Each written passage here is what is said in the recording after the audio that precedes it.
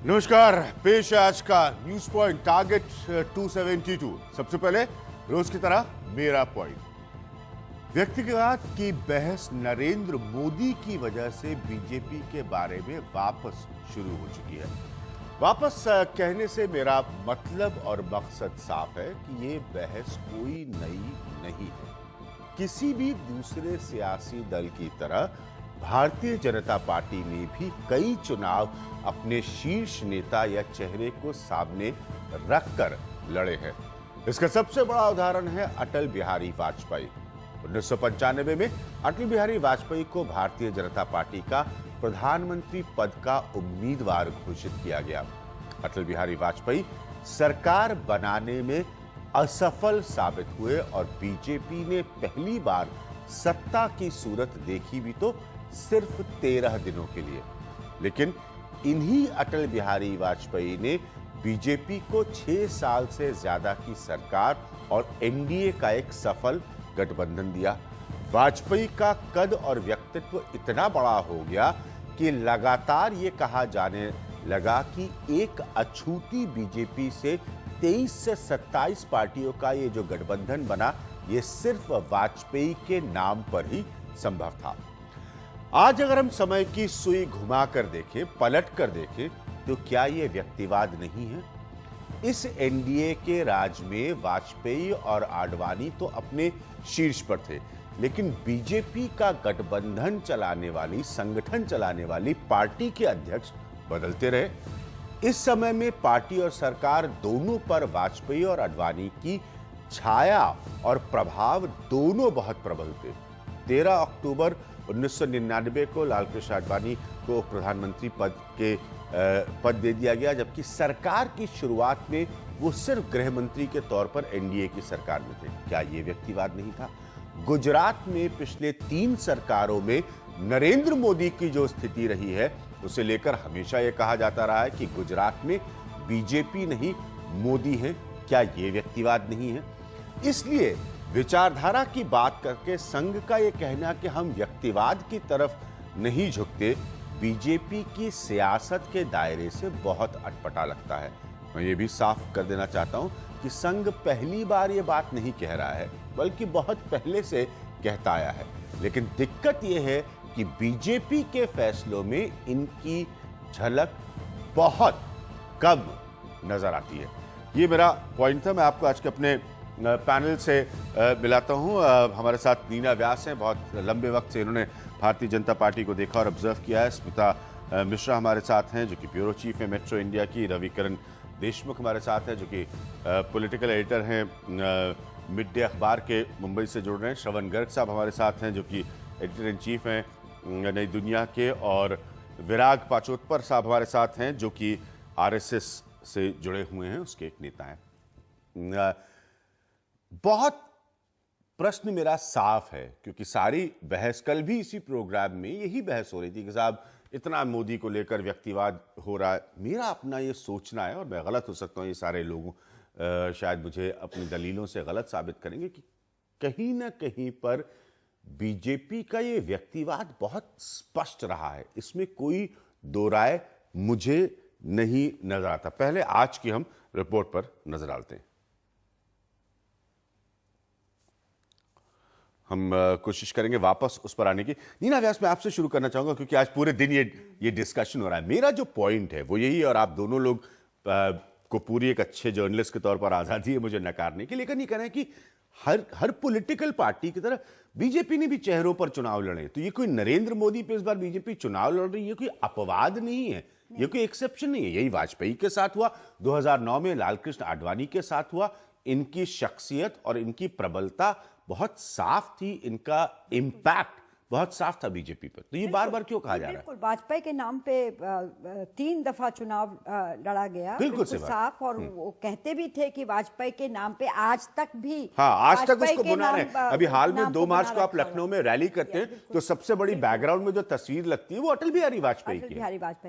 मगर देखिए, सिर्फ फर्क इतना है, उस वक्त भी संघ का कहना था कि ये व्यक्तिवाद इतना नहीं होना चाहिए। और आपको याद होगा 1998 में जब इनकी सरकार बनी, जो 1 साल तक चली, और उसके बाद भी 1999 में लगातार संघ के कई आउटफिट, स्वदेशी जागरण मंच जैसे और विश्व हिंदू परिषद लगातार मतलब टकराव लेते रहे वाजपेयी की सरकार के साथ। बिल्कुल, नीना व्यास साहब जो कह रही बिल्कुल सही बात है। और देखिए पब्लिक मतलब स्टेटमेंट्स के थ्रू उनको खूब अटैक किया। मैं अयोध्या में मौजूद था जब विश्व हिंदू परिषद ने अपना आखिरी शिलान्यास किया, और जिसको कि वाजपेयी के प्राइम मिनिस्टर रहते, मैं एक रिपोर्टर के तौर पर मौजूद था वहां पर, उसको कतई भी सरकार का समर्थन नहीं प्राप्त हुआ। मगर आपको यह भी याद होगा कि कई बार ऐसा मौका भी आया कि वाजपेयी ने एक धमकी दी कि मैं इस्तीफा देके जा रहा हूं। ये भी बिल्कुल सही है। उस धमकी के ये सहम गए आरएसएस और सब लोग थोड़ा चुप पड़ गए, पीछे हट गए। बीजेपी की एक पार्लियामेंट्री पार्टी की बैठक में अटल बिहारी वाजपेयी ने कहा था कि मैं हटने के लिए तैयार हूं। पहले की तो मैं बात जानती नहीं, उसके पहले बीजेपी सरकार में भी नहीं थी। मगर राजेंद्र सिंह जो आरएसएस के सरसंघचालक थे, उसके टाइम से आज तक ये संघ का कहना रहा है कि ये व्यक्तिगत नहीं होना चाहिए, इतनी पर्सनालिटी बेस्ड नहीं होना चाहिए, और हम एक संगठन के रूप में हम इलेक्शन लड़ते हैं या अपनी आइडियोलॉजी को आगे अपनी विचारधारा आगे ले जाते हैं। ये बात भी मैंने अपने एडिटोरियल में इसलिए कही कि ये कोई नई बात नहीं संघ कह रहा आज। बिल्कुल सही बात है। एक आप देखिए, जो मैं समझती हूँ, और शायद मैं गलत भी हूँ स्मिता, पता नहीं, जब ये मोहन भागवत आए और जिन्होंने जनरेशन चेंज की बात की, और जब उन्होंने यहाँ तक कह दिया कि ये दिल्ली 4 में से कोई बनेगा नहीं अगला अध्यक्ष पार्टी का, तो एक ये भी था कि ये जो बिल्कुल एस्टैब्लिश्ड नेता हैं दिल्ली में, ये अपनी व्यक्तिगत पॉलिटिक्स चलाएंगे, राजनीति चलाएंगे। तो एक ये भी था जब उन्होंने कहा कि हमारे पास तो 30-40 लोग हैं, कोई भी बन सकता है अध्यक्ष। तो नितिन गडकरी को लेके आए, मनोहर पार्रिकर की भी बात चल रही थी एक दफा। तो ये उन्होंने ये भी दिखाया कि ये संगठन आगे चलेगा। सुषमा स्वराज या हाथ में नहीं रहेगा जो सोच रहे हैं कि दिल्ली में बैठकर सियासत करें। अडवाणी सिर्फ ये लोग नहीं। मेरे ख्याल में तो अब बात जो नमो पे आई है, जो आज जो कंट्रोवर्सी चली है अभी, वो इसी बात पे। अब वो मोदी को वो उनकी जरूरत है, मोदी एक तरह से मजबूरी है एक तरह मोदी, अगर उन्होंने चुनाव जीतना है। यही तो पॉइंट है मेरा। मैं श्रवण गर्ग साहब और स्मिता के पास यही तो पॉइंट है। ये मजबूरियां पहले भी रही हैं। वाजपेयी भी एक समय में अपनी लोकप्रियता और शख्सियत के कारण इसी संघ की, इसी बीजेपी की सबसे बड़ी जरूरत और मजबूरी थे। स्मिता, तो फिर क्या आज ये बहस होना कि सब कोई व्यक्तिवाद, एक नया पैंडोरास बॉक्स खुल गया, ये तो बड़ी सबसे पुरानी बहस है। संघ में हमेशा किसी भी विचार को लेकर 2 धाराएं चलती रहती हैं जी। एक धारा उस समय भी नरेंद्र मोदी को लेकर आशंकित थी, और वो संघ के बहुत बड़े लोग हैं, संघ के डिसीजन मेकर्स में शामिल है, वो टॉप 5-6 में, जो ये मानते थे कि नरेंद्र मोदी को बढ़ावा देना बहुत जोखिम भरा हो सकता है। लेकिन राजनीतिक परिस्थितियां, जैसा कि नीना जी ने बोला कि मजबूरी, लोकप्रियता आप इसको कतई नहीं डिनाई कर सकते। तो नरेंद्र मोदी की अपनी लोकप्रियता, संघ में जो है सुविधा को देखते हुए वो व्यक्तिवाद को भी समर्थन कर देते हैं। जब वाजपेयी की जरूरत होती है तो हालात को देखते हुए व्यक्ति को समर्थन किया जाता है, बढ़ावा दिया जाता है। अब की बारी अटल बिहारी, तो उसके बाद जब वही मिस्टर एल के अडवाणी, अब पोस्टर्स लगे हुए हैं कि बहुत हो गई, बहुत हो गया भ्रष्टाचार, अब इस बार मोदी सरकार, बहुत हो गई महंगाई की मार वगैरह।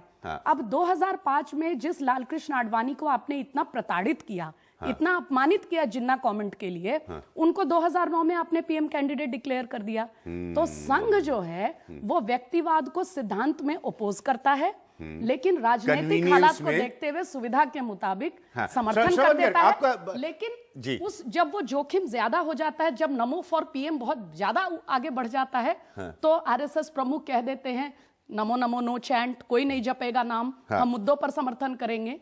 तो ये 2 धाराएं चलती रहती है, चाहे कि संगठन भी खुश रहे, मेरे सामने ये अंग्रेजी का एक छोटा सा पैराग्राफ है जो मैं अपने रिसर्चर से लेकर आया हूं। उसमें डॉक्टर वैद्या, मनमोहन वैद्या को जो कोट किया गया जी, उनका कमेंट है। उसमें उन्होंने कहा कि while replying to a question, Dr. Vaidya clarified that in present times icons are important in election campaign. It is the prerogative of the party to choose their leader to lead the campaign, and BJP has chosen their leader accordingly. So तो ये भी वही कह रहे हैं जो आप कह रही हैं कि ये सबको, ये भारतीय जनता पार्टी को अधिकार है, बीजेपी अपना आइकॉन बनाए। जी। तो यहाँ विरोधाभास भी साफ है। हाँ। और संघ जो सुविधा को देखकर हालात को अपने फेवर में मोल्ड करने की कोशिश करता है, वो भी साफ दिखाई देता है। श्रवण गर्ग जी, जो नीना व्यास और स्मिता मिश्रा कह रही हैं, जो मैंने बात अपने एडिटोरियल कमेंट में कही, कल आपने इसी कार्यक्रम में ये बात कही थी कि ये जो हो रहा है ये पहले बीजेपी में कभी नहीं हुआ, जिस किस्म का व्यक्तिवाद हो रहा है। मेरा ये कहना है श्रवण गर्ग जी कि इस किस्म का व्यक्तिवाद बीजेपी में हमेशा हुआ है। क्या आप मानते हैं कि मेरा पॉइंट ऑफ व्यू गलत है?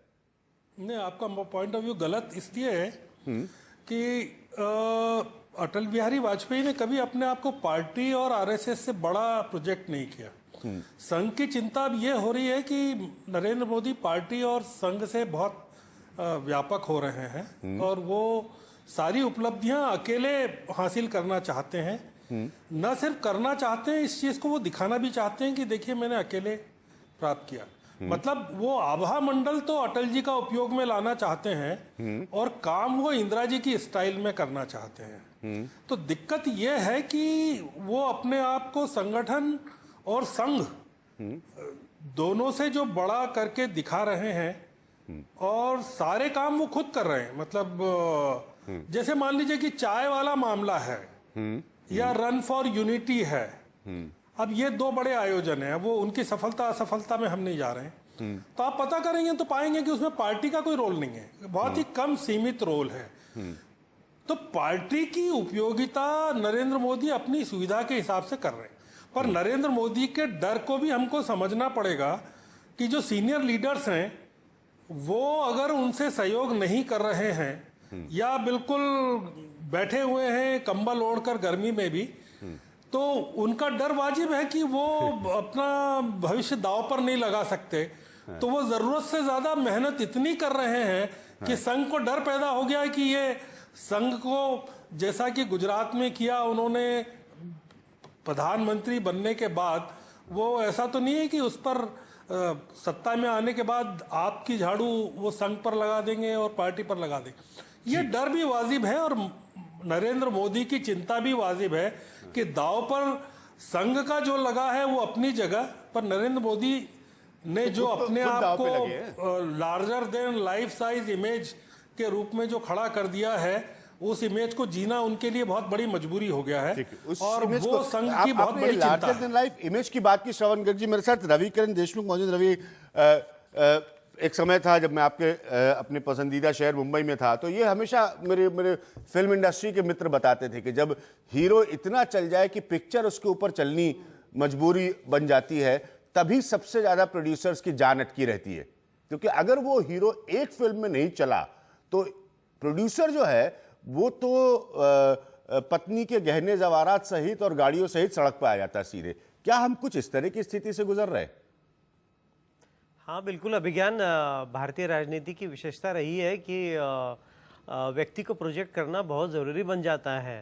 और मैं ज़्यादा समय तो नहीं लूँगा इस सवाल के जवाब में। मैं आपका ध्यान आकर्षित करना चाहूँगा हमारे सारे जितने चुनाव हुए आज तक, चाहे वो पंडित जवाहरलाल नेहरू से लेकर आगे इंदिरा गांधी हो, राजीव गांधी हो, चाहे सोनिया गांधी हो, व्यक्ति की विशेषता, व्यक्ति की छवि हमारे भारतीय राजनीति की विशेषता रही है। और चाहे संघ कुछ भी कहें, संघ का कंट्रोल कितना भी रहे भाजपा पर, लेकिन भाजपा को हमेशा किसी एक मुखौटे की जरूरत तो जरूर पड़ती है। उसी को लेकर तो वो चुनाव में आगे चलते हैं, तो इसको नकारा नहीं जा सकता।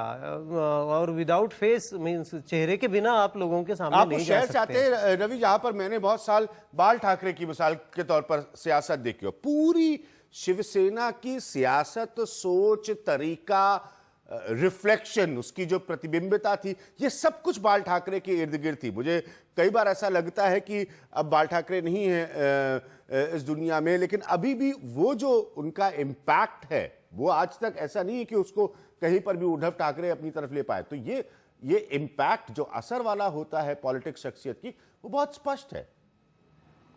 काफी स्पष्ट है। देखिए, शिवसेना के नेता बाला साहब ठाकरे ने जब 1968 में 66 में वैसे उन्होंने शुरुआत की, लेकिन तब से लेकर वो आज तक शिवसेना के साथ जुड़े रहे। शिवसेना और ठाकरे एक ही कॉइन के दो रूप हैं, दो साइड हैं। तो और जो जिस तरीके से उन्होंने पार्टी को एक लीडरशिप यानी नेतृत्व प्रदान किया, उसका असर इतना गहरा है कि आप उस छवि को दूर नहीं कर सकते, चाहे उद्धव हो या उनके बेटे आदित्य हो। आगे राजनीति में कितने भी आए या और कोई नई पीढ़ी आए, लेकिन शिवसेना के साथ जो बाला साहब ठाकरे का नाम जुड़ा है उसे आप दूर नहीं कर सकते। ये बिल्कुल कॉइन हो गया है उनके साथ। मेरे साथ विराग पचपोर साहब जुड़ रहे हैं, जो कि संघ के नेता है नागपुर से। आपसे सीधा सा प्रश्न मेरा ये है कि क्या 2000 चुनाव में 7 अप्रैल को पहला वोट पड़ना है इस मुल्क के इस चुनाव का, क्या व्यक्तिवाद की बहस लाजमी है, जरूरी है, और ये क्या नरेंद्र मोदी के इर्द गिर्द होना जरूरी है? थोड़ा सा ऊपर करना फ्रेम को। मेरे से पूछा आपने ये? जी, आपसे पूछा, मैं समझ सकता हूं, थोड़ा सा आपको समय लगेगा। जी, आप समय लेकर रिस्पॉन्ड करें। जी हाँ, ऐसा है कि इस बार के जो चुनाव है वो व्यक्ति केंद्रित है, और इसलिए हम देखते हैं कि जैसे अभी मेरे पहले जो कह रहे थे, उन्होंने कहा कि पंडित नेहरू से लेकर के राजीव गांधी और नरसिंह राव और आगे तक सारे चुनाव व्यक्ति केंद्रित ही रहे हैं, लेकिन फिर भी उसमें पार्टी की विचारधारा इसका भी एक महत्व था। अब यह इस बार के चुनाव ऐसा है कि जो पूर्णतः व्यक्ति केंद्रित है, और इसलिए राहुल गांधी को प्रोजेक्ट किया जा सकता है, नरेंद्र मोदी को प्रोजेक्ट किया जा सकता है, कहीं नीतीश कुमार थर्ड फ्रंट के नेता उभर कर आ सकते हैं। तो इनके इर्द गिर्द सारे ये चुनाव की राजनीति घूम रही है। मैं समझता हूं कि इसमें गलत कुछ नहीं है, जहां तक व्यक्ति और उसकी पार्टी के विचारधारा के प्रति जो प्रतिबद्धता है, कमिटमेंट है, वो अगर ठीक है तो व्यक्ति केंद्रित, क्योंकि लोगों को आकर्षित करने के लिए कुछ ना कुछ आपको फेस देना पड़ेगा, लोग केवल विचारधारा पर आकर्षित नहीं होंगे आज। तो इसलिए व्यक्ति केंद्रित चुनाव या किसी व्यक्ति को प्रोजेक्ट करना सामने, इसमें कोई गलत है ऐसा मैं नहीं मानता। अगर आप ऐसा नहीं मानते हैं कि ये गलत है, तो इस तरह की खबरें फिर क्यों आ रही हैं कि साहब ये नमो नमो का मंत्र जो है ये बार बार इसको नहीं जपने की जरूरत है? जैसे मैंने कहा, आरएसएस की ये कोई सोच या संघ की पहली बार नहीं सामने आई है कि हम लोग व्यक्ति के इर्द गिर्द नहीं सोचते हैं, हम राष्ट्र निर्माण की तरफ ज्यादा प्रतिबद्ध है। तो ये बहस फिर क्यों हो रही है जब आप कह रहे हैं कि इसकी जरूरत ही नहीं है? पर्सनलाइज्ड इलेक्शन है। अगर बहुत सारे राजनीतिक एनालिस्ट जो है वो ये भी कहेंगे हो सकता है एकदम प्रेसिडेंशियल फॉर्म की तरह ये चुनाव लड़ा जा रहा है, तो फिर ये बहस क्यों हो रही है? इसके कुछ कारण हो सकते हैं, लेकिन मैं ये मानता हूं कि जो संघ का विचार है, संघ का आज जो स्टेटमेंट भागवत जी का आया है, उसको मैंने पढ़ा ठीक से, और मेरे ये ध्यान में आया कि वो जो उन्होंने कहा कि हम राजनीति में नहीं हैं और नहीं करते हैं राजनीति, हमारा एक लक्ष्य है जो इस देश को और विश्व गुरु बनाना, संगठित करके, सामर्थ्य संपन्न करके, जैसे उनके प्रार्थना में वो कहते हैं, इस राष्ट्र को परम वैभव तक ले जाना है और इसको विश्व गुरु के रूप में दुनिया में स्थापित करना है। इस सारे लक्ष्य प्राप्ति के मार्ग में राजनीतिक सफलता एक सीढ़ी मात्र है, इसलिए राजनीतिक सफलता को ही सारा पूर्ण मान करके और उसके पीछे लगे रहना ये संघ के स्वयंसेवकों के लिए उचित नहीं होगा। राजनीति एक उसका पड़ाव है, उस पड़ाव तक ही उसका आकर्षण रहना चाहिए, उसके आगे जो अपना लक्ष्य है वो अपने आंखों से ओझल न हो। ठीक, इसलिए ऐसा उन्होंने ये कहा होगा। ठीक, मैं ले रहा हूं यहां पर एक ब्रेक, फिर मैं वापस आऊंगा। आप तब हमारे साथ जुड़ नहीं पाए थे। नीना व्यास और स्मिता मिश्रा के कुछ पॉइंट्स थे, वो प्रश्न मैं आपसे पूछूंगा, आप कहीं मत जाइएगा, मैं वापस आ रहा हूं एक छोटे से ब्रेक के बाद।